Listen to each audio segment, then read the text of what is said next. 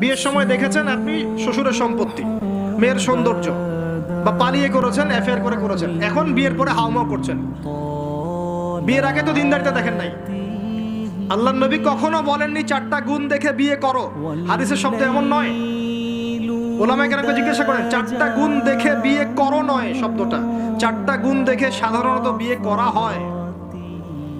4টা গুণ দেখে সাধারণত বিয়ে করা হয়: সম্পদ, সৌন্দর্য, বংশ, দিনদারিতা।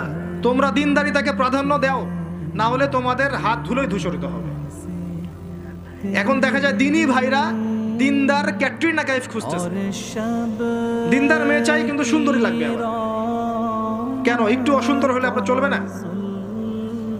আপনার স্ত্রীর কাছে যা আছে অন্য মেয়ের কাছে তাই আছে, এর বাইরে কিছু নাই।